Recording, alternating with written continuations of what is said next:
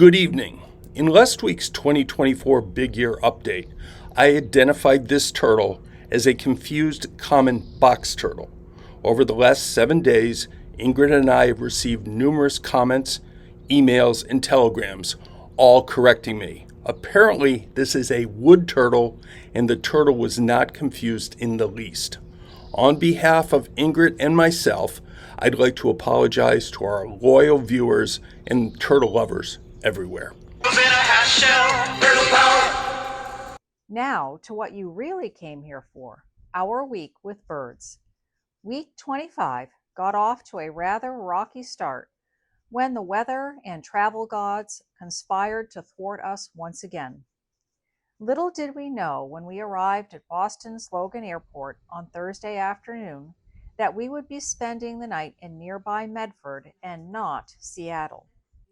But after spending 3 hours on the tarmac, followed by another hour and a half back at the gate, that is exactly what happened.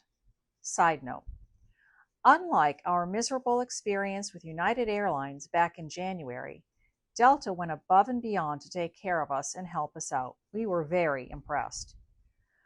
Our long night was followed by an earlier than usual return to the airport in the morning due to the crowds of celebrating fans descending upon the city for the Celtics NBA Championship Duck Boat Parade. Fast forward 12 hours and 2 more delayed flights, and we were finally in Seattle and on our way to Bainbridge Island. While most of our birding would need to wait until the next day, we did pick up a couple of first-of-the-year birds from the ferry. We reached Bainbridge as the sun was setting on our 10th anniversary. We had plans to celebrate the 10th anniversary in style, but our travel delays meant tacos at a pub just before closing. However, we remained cheerful. How many couples get to do a big year together? And the next morning, we were happy to add a few more birds before leaving the island for Port Townsend in search of puffins. Our finds included a life bird, the gorgeous red-breasted sapsucker. We arrived in Port Townsend with enough time for a little pre-puffin birding, namely searching for West Coast gulls, which are very different from our familiar East Coast gulls. By the end of the day, we had found and identified a western gull, a glaucous-winged gull, a California gull, and a new life bird, the Heermann's gull.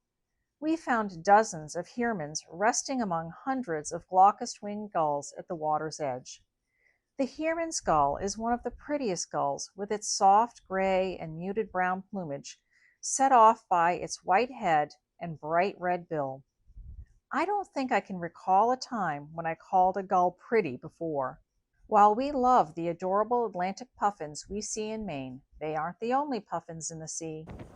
A pelagic cruise to Puget Sound's Smith Island got us terrific views of their west coast cousin, the Tufted Puffin, so named for the tufts on either side of its head. Other incredible birds feeding with the puffins in the kelp beds were rhinoceros auklets, who passed our high-speed catamaran going 35 miles an hour on the way out, as well as common murres and marbled murrelets. The next morning, in typical Pacific Northwest weather, we headed out to Olympic National Park and added a few more birds to our year list when the rain conveniently stopped upon our arrival: sooty grouse, Townsend's warbler, and Pacific wren. We have another week here in Washington State, and we will probably dip into Oregon for a bird or two before flying home. With 20 new birds in the last 48 hours, our year count is now at 595 birds. We hope to crack 600 soon. Thanks for watching this weekly recap of Ethan and Ingrid's 2024 Big Year.